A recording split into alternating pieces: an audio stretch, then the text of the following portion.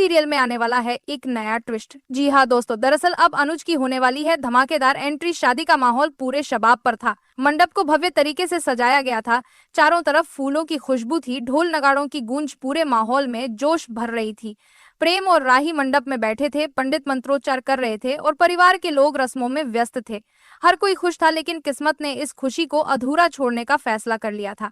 तभी अचानक मंडप के बाहर से एक भारी गूंजती हुई आवाज आई, रुको, यह शादी नहीं हो सकती। सभी मेहमान चौंक गए। शादी का माहौल अचानक ठहर सा गया। दरवाजे पर एक आदमी खड़ा था, राही का सगा पिता। उसकी आंखों में गुस्सा था, चेहरे पर अजीब सा क्रोध झलक रहा था।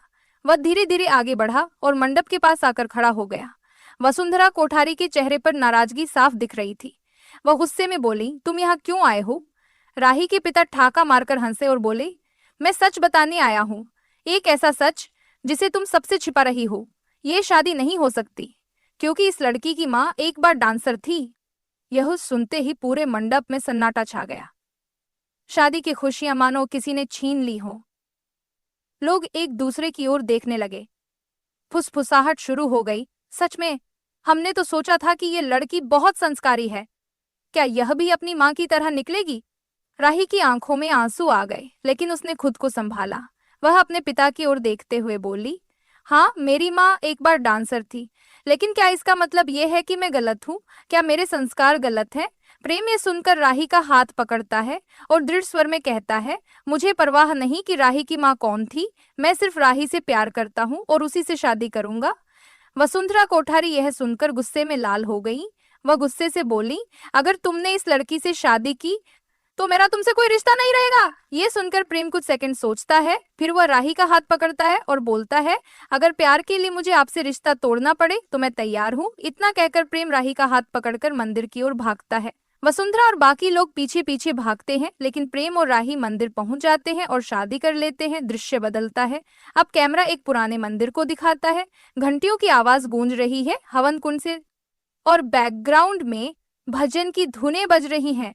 अनुपमा मंदिर के अंदर बैठी है, भगवान के सामने हाथ जोड़े हुए। उसकी आंखों में दर्द झलक रहा है। वह मन ही मन प्रार्थना कर रही है, भगवान, कहाँ है मेरा अनुज? क्या वो जिंदा भी है? तभी मंदिर के दरवाजे से एक साधु प्रवेश करता है। उसकी आंखों में अजीब सी शांति है। माथे पर भस्म लगी है, हाथ में रुद्राक्ष की माला है और उसके चेहरे पर गंभीरता लेकिन शांति है। अनुपमा उसे देखकर ठिठक जाती है। उसकी सांसें तेज हो जाती हैं। वह धीरे धीरे उस साधु की ओर बढ़ती है और कांपते हुए कहती है, अनुज। साधु उसकी ओर देखता है, लेकिन उसकी आंखों में कोई पहचान नहीं। वह सिर्फ मुस्कुराता है और कहता है, माँ, क्या मैं आपको जानता हूँ? अनुपमा के पैरों तले जमीन खिसक जाती है। ये अनुज ही है, लेकिन उसे कुछ याद नहीं। थोड़ी देर बाद एक बूढ़ा साधु मंदिर में आता है। वह अनुज को देखकर मुस्कुराता है और कहता है, बेटा, तुम्हें कोई पहचानने आया है? अनुज सिर हिलाता है, पता नहीं गुरुजी। ये महिला कह रही है कि मैं उन्हें जानता हूँ, लेकिन मुझे कुछ याद नहीं। बूढ़ा साधु अनुपमा की ओर देखता है और कहता है, बेटा, इसने बहुत तकलीफें झेली है। ये कई सालों से तुम्हें ढूंढ रही है। अनुज उलझन में पड़ जाता है। बूढ़ा साधु आगे कहता है, कुछ साल पहले हमें ये जंगल में बेहोश मिला था।